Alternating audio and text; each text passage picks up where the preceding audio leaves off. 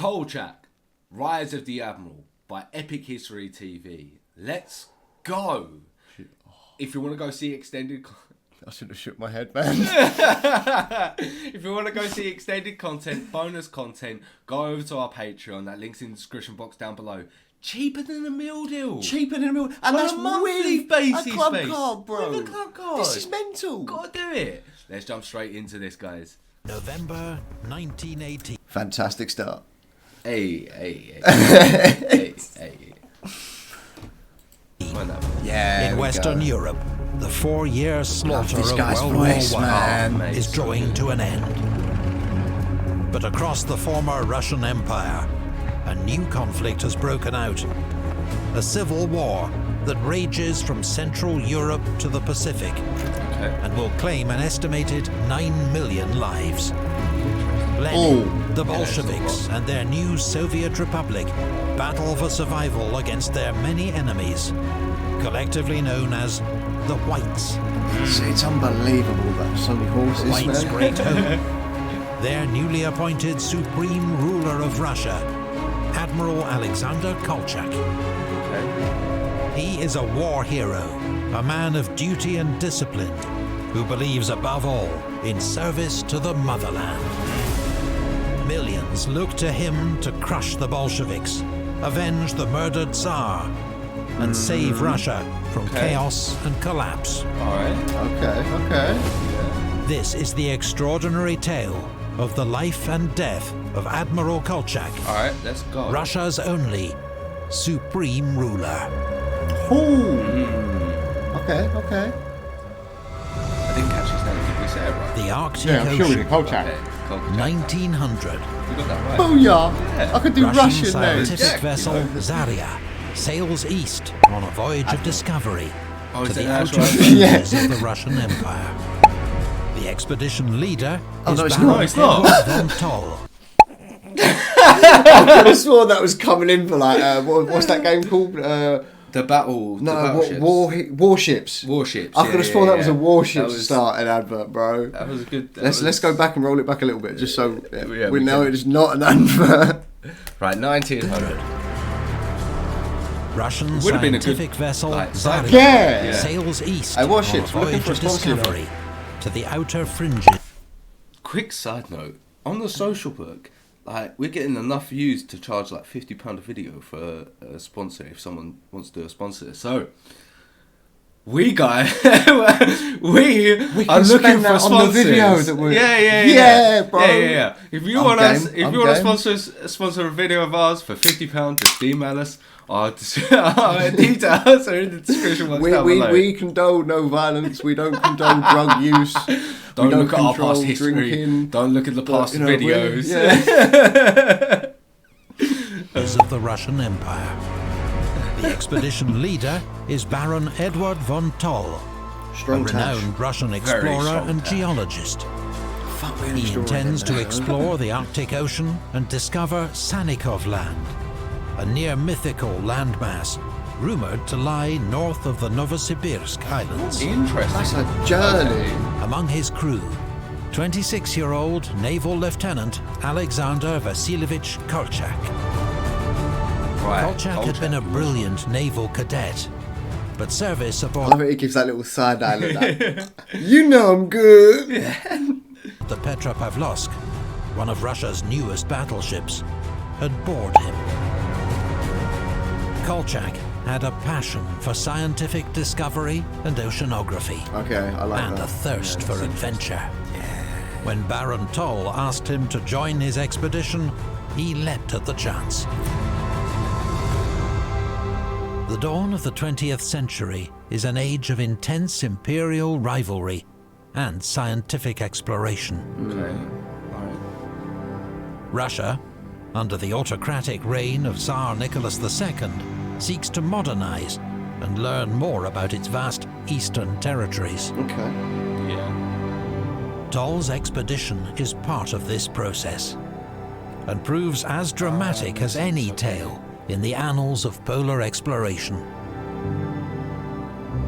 Toll was a deeply ambitious leader and expert geologist, but knew little about the sea. Yeah, His ship, Zarya, was in poor condition and ill-suited for long voyages in the ice. Okay. He's still going to take on the voyage. Nevertheless, the expedition spent 2 years exploring the frozen coast, ice floes and islands of Russia's Arctic north. On one occasion, Toll was nearly drowned by a walrus. Kolchak was pursued by polar bears. In May 1902, frustrated by his failure to find Sannikov Land, Toll took an extremely dangerous decision. With Zarya trapped in sea ice, he set off with 3 men traveling by sled to reach Bennett Island. Interesting. Zarya broke free of the ice a month later and set off to collect him. What? Wait, what was that? So, they're trying to find the Yeah. Sannikov land. Yeah.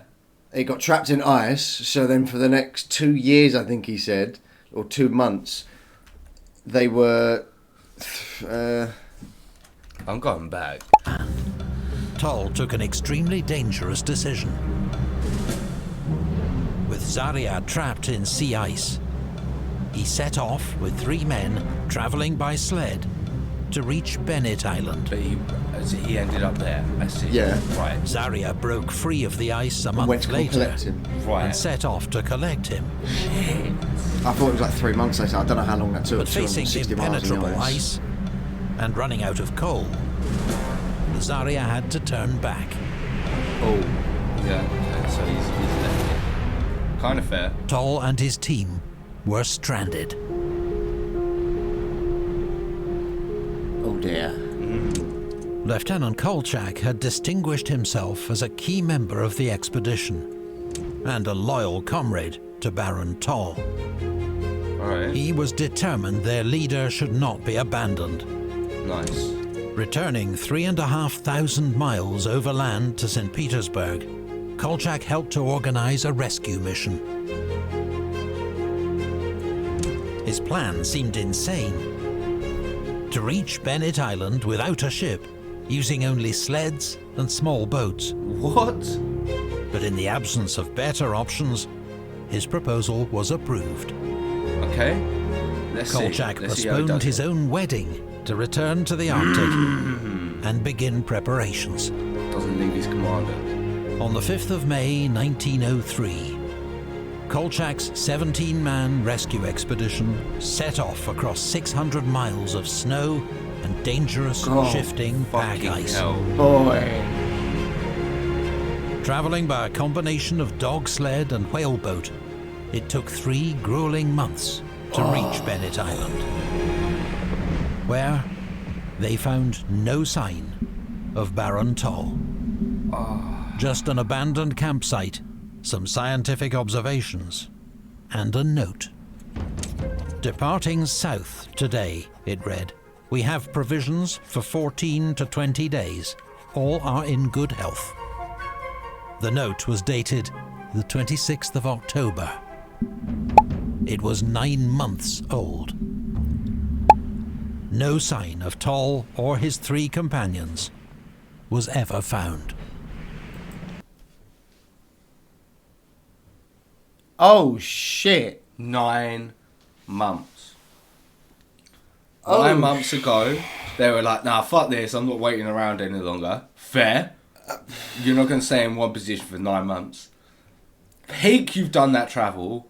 Oh my god, no one survived out of those 3. I know what I want to do. It just got worse and worse and worse, brother. Holy shit, that story is insane. If I could deal with a cold, I'd love to go and explore cold places for shit like this. Yeah. Just Go to see if find you some can sort of... dead body or... Not even that, just history. Yeah. But that is insane. That's crazy. That's crazy. That's insane. Imagine doing all of that work But he did it though. and it being for nothing though. He was able to do it. Peak though. Oh yeah. Just open that up right in front of the mic. Sorry, viewers. I'm so sorry. Please. Well, let's not start sucking each other's dicks quite yet.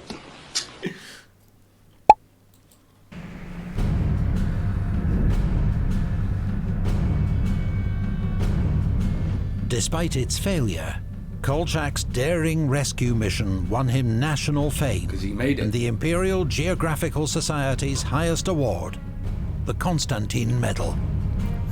It also won him a nickname, Kolchak Polyarny, Polar Kolchak. Okay. Nice. Returning to Yakutsk in January 1904, Kolchak learned that Japan had attacked Russia's Far Eastern base at Port Arthur, and war had been declared. Here was an opportunity for action, and the service to the motherland that Kolchak craved. He immediately requested a transfer to the front. Okay. But first, he met his fiancée, Sofia Fyodorovna, in Irkutsk for their postponed wedding. Nice. Nice. 4 boy. days later, he left for the Far East. Good honeymoon. The world expected Russia, a great imperial power, to easily defeat Japan, an Asiatic upstart, according to racial views of the time. Similar to the war in But Ukraine. instead, the war proved They a got kids frustrating practicing and guns now. humiliating. Who has? Ukraine. They're teaching their kids how to defend their homes just in case. I see a video of them in gun training, That's a bit mad. and I was like, what the fuck is this? That's mad. That's mad. Like it's official police training and shit. That's mad. I'm saying that to the camera. Look, yo, look. There's just, like, I get it, but that's mad. That's mad. I know some of them want to grow up and play with toy guns, but real guns is just ridiculous. It's nuts. It's Not, nuts. nah. It's wrong. Leave it to the adults. Do you know what I mean? Start training them at 18. It's 16 at a push. I think here in the UK you can start signing up to preliminary training and stuff like that at 16. I think.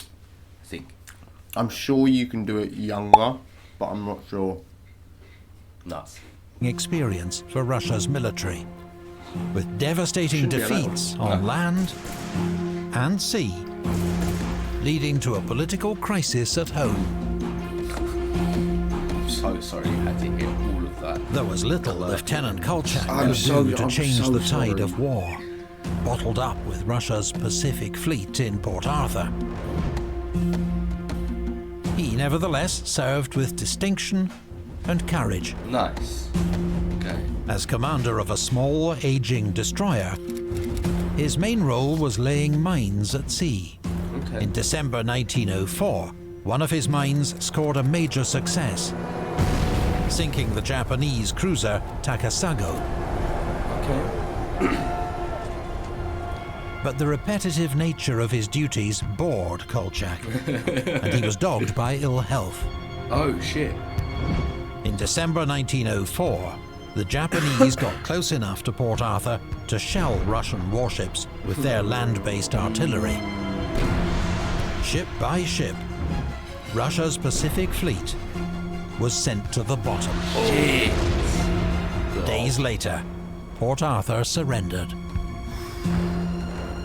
Having no choice. Kolchak was among the 25,000 Russian prisoners, though as a sick and wounded officer, he was repatriated a few months later and returned to his wife in St. Petersburg.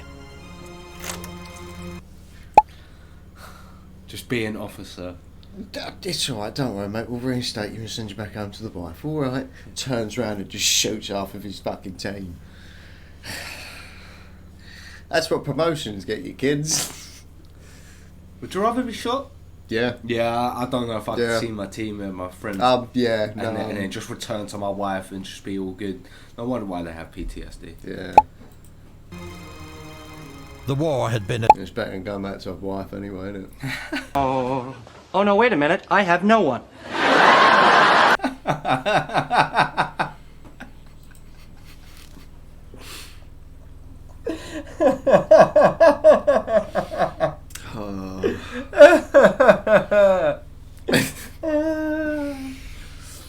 a demoralizing affair for Russia, and for Kolchak personally, though he received several medals for his leadership and bravery.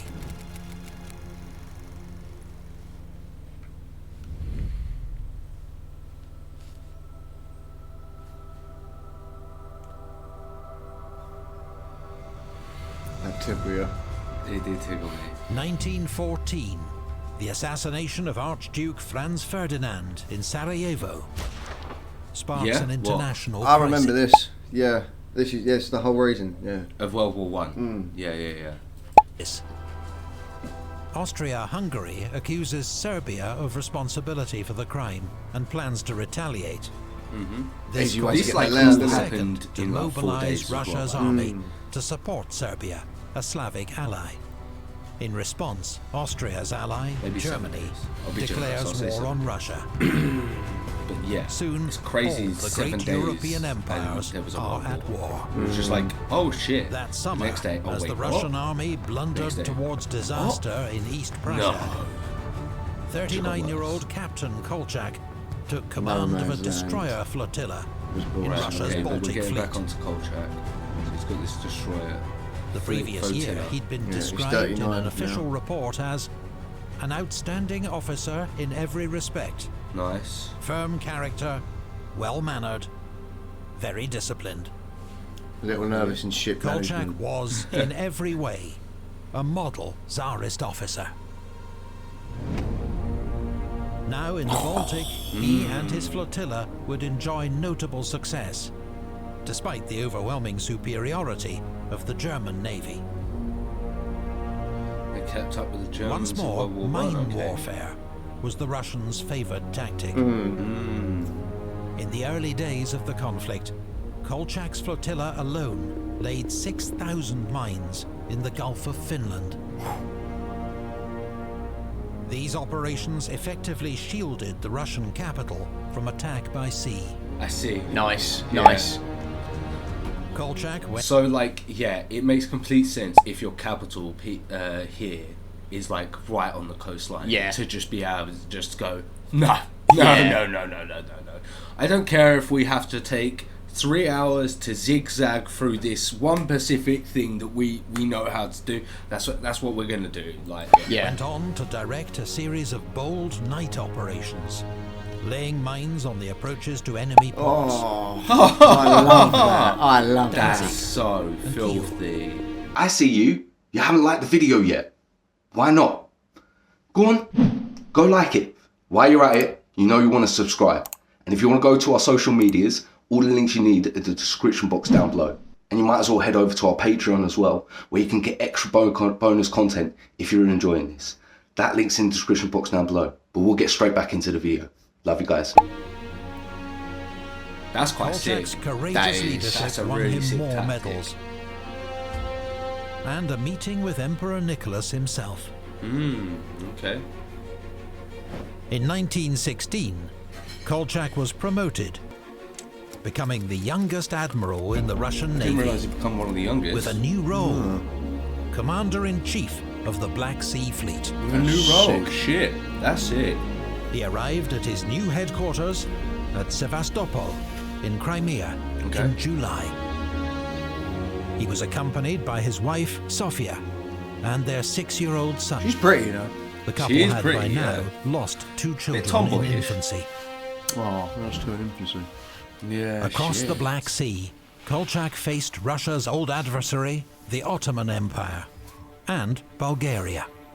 Okay. Kolchak quickly adopted an aggressive strategy, laying mines off the enemy's coast and providing naval support for Russian He likes operations these near the fucking mines, Caucasus. don't he? God, sick. Yeah, it's so sick.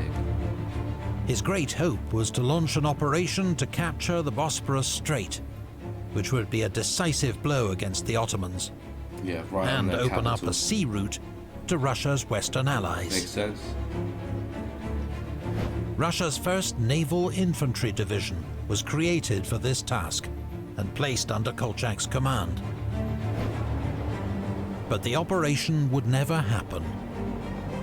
It remained a dream beyond Russia's capabilities. Just didn't have the ability to do it. Nevertheless, Kolchak's success in the Black Sea made him famous once more. A celebrated war hero at a time when Russians were desperate for good news. Because from every People other really loved it, quarter, didn't they? the news was of At defeat, this moment. chaos, and turmoil. gonna be interesting. This. Yeah. See how it goes under the March revolution. 1917. On the streets of Russia's capital, renamed Petrograd, there were protests against food prices and the huge sacrifices of the war. It was the start of a revolution. The news took a few days to reach the Black Sea Fleet, 1,000 miles to the south in Crimea. Admiral Kolchak, determined to prevent any unrest within his fleet, issued a proclamation. I order all officers of the Black Sea Fleet and land forces entrusted to me to continue firmly and unwaveringly to fulfill their duty to the Emperor and motherland. Okay. Nice. The very next day, Nicholas II abdicated the throne. Maybe not. Maybe it's For peak. Kolchak, it was a bewildering war. Duty, discipline, loyalty to sovereign and motherland were all he knew. And he foresaw chaos ahead. Chaos is but a ladder though, my friend. In contrast, most of his sailors celebrated the news of revolution in Petrograd. Their life was one of grim conditions and brutal discipline. Finally, here was a chance to overturn that hated regime. I get In it. Sevastopol, sailors elected their own Soviet council and formed their own committees.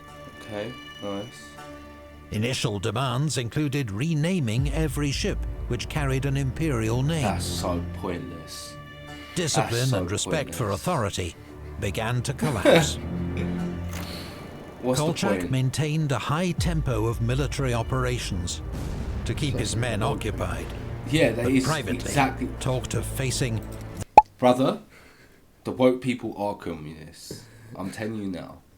I'm gonna get flamed for that. But alright, I don't care, internet, come at me. Let's have it in the comments box. Let Let's us. go. You fucking said it, bro. But Yeah, want I it, know, let's have I it. know, I know. I lost someone, so I just don't care. I'm up for a fight. Let's go. Scrap. Look, I got 1-2 for you. Look. Fucking Danny Aaron shadow box, you know. No, in all reality, do you know what I mean? Like the woke people want a revolution. They want to go to the next regime, right? And a lot of them believe in socialism, but you know that's besides the point. They want a new regime. You know, they're revolutionists. So yeah. the disgrace Scrap. of Go. a senseless Only said that 'cause mutiny I in was wartime. For 3 months, he held the girling. fleet together They're with all firm going. leadership They're all and that careful poverty. compromises with his sailors. But Bolshevik agitators were at work amongst the men. They wanted the capitalist war ended immediately, and Tsarist officers like Kolchak removed Sorry. from command. The capitalist war ended immediately. Wokeism. In June, the crew of his own flagship, the Georgy Pobedonosets, confronted the admiral. Right. They demanded that all officers be stripped of their sidearms and swords. To avoid bloodshed, Kolchak agreed, Nice. Doesn't what he's meant to do. but rather than hand over his own ceremonial sword, he hurled it into the sea. Okay. Even the Japanese, our enemies, let me keep my weapons, he told his men. Sure. You Nice. will not have them now. That's sick. Referencing to when he got captured. I wonder if his sword's still out there. Oh, now that I would go deep sea scuba diving for. Exile. What's going to happen here? A few days later, Kolchak resigned his command and travelled to Petrograd. His wife and son remained in Crimea. He would not see them again. Yeah. What a shame. Why? Kolchak had already publicly denounced the reforms of Russia's new provisional government, Oh, he's going which to he die. believed were destroying the military. Gonna die. Now, the story of his Resist the defiance regime, you in the die. face of mutiny Yeah. made headlines across Russia. I feel like he's gonna die. Kolchak's reputation among Russian That's conservatives not just like was Russian sky regimes, high. that's like all regimes throughout They history, by even the way. wondered if he might be the military dictator the country needed Oh. to restore law and order. He's not gonna die. Hey, no, he Such will, whispers alarmed Russia's provisional government. Oh, let's find out. The new Minister of War, Alexander Kerensky, may even have seen Kolchak as a potential rival. There we go. So he's getting exiled. So he met with Kolchak and informed him that he was to be sent abroad Okay. as part of a military mission to the Western Allies. In truth, it was what Kolchak himself described as a form of political exile. Okay. That summer, Kolchak sailed via Norway to Britain, then to the United States of America. Jeez. Yeah, Jesus, indeed. He met with President Wilson and senior US naval officers. Interesting. Okay, what's But going plans on for here? meaningful military cooperation between Russia and the Allies were clearly going nowhere. Yep. In San Francisco, Kolchak accepted an invitation to return to Russia, to enter politics as a candidate for the Cadets, Russia's last non-socialist political party. Okay. But in Japan, en route home, he received shocking news. There had been a second revolution in Russia. The Bolsheviks had seized power. Lenin was now in charge. Oh wait, you can go back now then, right? Or is he going to try and fight it?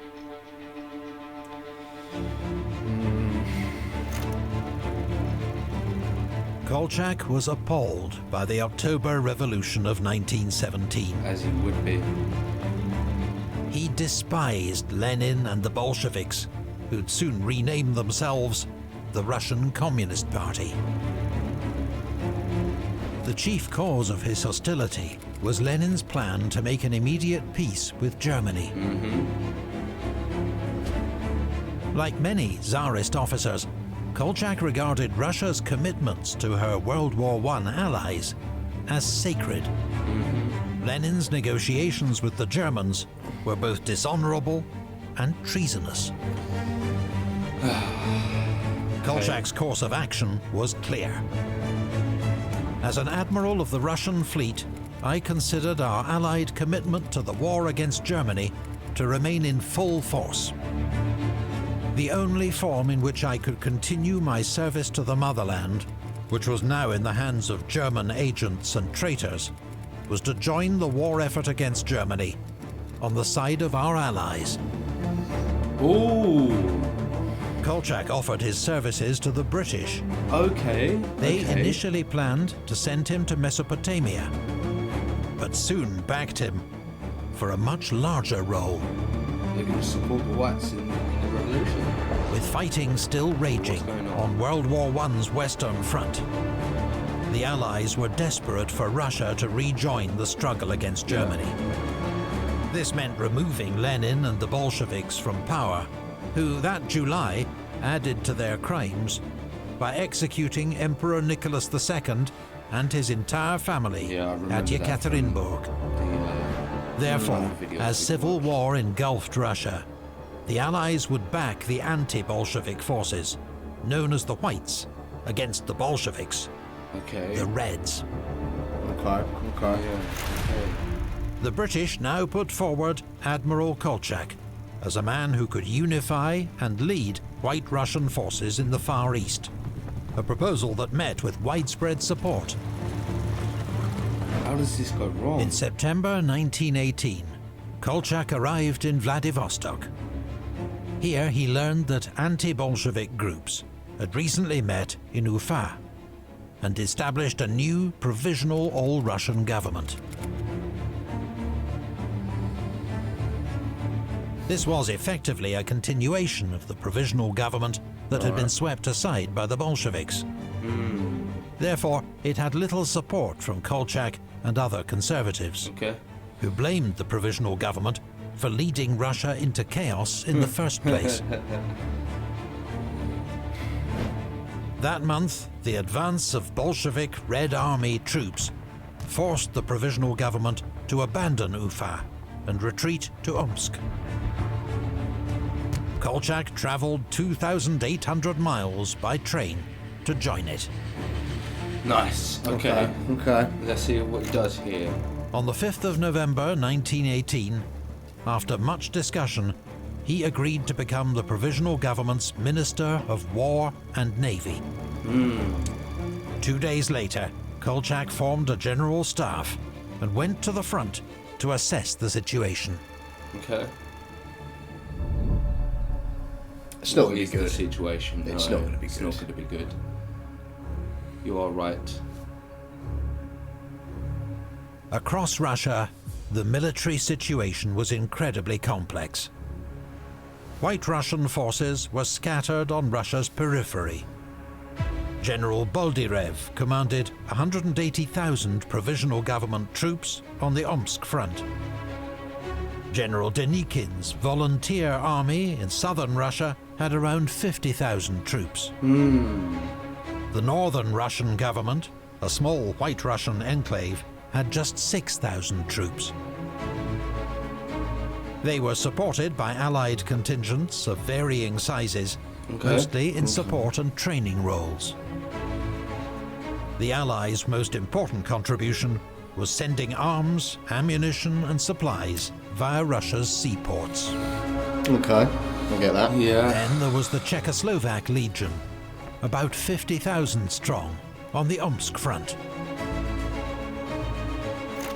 The Legion's story was an odd one. The unit, made up mostly of Czech volunteers, had been fighting alongside the Russians on the Eastern Front against the Germans. When the Bolsheviks took over and made peace with Germany, the Legion had received permission to travel by rail to Vladivostok, to then travel by sea to France, to rejoin the Allies. But the Bolsheviks then changed their mind and tried to disarm the Czechs, who fought back. Nice. Not taking our arms. The Legion was now stranded in Russia, but held key points along the Trans-Siberian Railway, the crucial east-west transport and supply route. To further complicate the picture, Russia's civil war raged alongside several national wars and independence struggles in Poland, Ukraine, Lithuania, and elsewhere. Russia's white forces, fragmented both geographically and often politically, faced the gigantic resources of Lenin's Bolshevik Russian state, controlling Russia's major cities, industrial centers and transport hubs, with around 800,000 troops under its command. Okay. It was a daunting prospect. The challenging military situation did nothing to ease political tensions among the whites. They included at one extreme left-wing socialist revolutionaries who'd led the February Revolution. At the other extreme, right-wing conservatives who wanted to restore the monarchy. So even they themselves were fragmented. This latter weren't they? group had no more time for socialists and provisional governments. They believed only a strong dictator could save Russia now. Okay. On the 18th of November, they made their They move. got it. Just not in the way they thought they were going 300 Cossack troops rode into Omsk and arrested all the socialist revolutionary delegates they could find. The provisional government was abolished by its own executive, the Council of Ministers. It then moved to elect a new supreme ruler of Russia, who would wield complete dictatorial power. Rishi Sunak. The man they chose was Admiral Alexander Kolchak, to. Okay. a proven leader with a brilliant military record, widely respected, in close contact with the Western Allies. At least his wife knew what he was getting up to. Above all, he was a man who shared their vision that only a return to law and order could save Russia from chaos. Kolchak himself had not sought the position of supreme ruler, believing others were better suited. But He does not look duty happy had about called, it, does he? No, and he would he answer. looks pissed off. It's bloody cold tonight. I don't know what camera I'm looking We at. hope you've enjoyed part 1 of our series on Admiral Kolchak. Oh. And if you'd like to be the first to see part 2, ad-free, as well as episodes of other upcoming series, such as Napoleon in Egypt, Couldn't wait in like 2 minutes. That was running like I was doing a History packet. TV is now part of the Nebula streaming platform. Oh, I'm so If sorry. you haven't already, head over to Epic History TV's channel. That link's in the description box down below. Or you can also go watch their stuff on Nebula, like they just showed you there. If you enjoyed our reaction, you want to go see extended versions, go over to our Patreon. That link's in the description box down below. If you enjoyed this one, you need to like, comment, subscribe, hit that notification bell, and we will catch you in the next video. I hope you like my ASMR.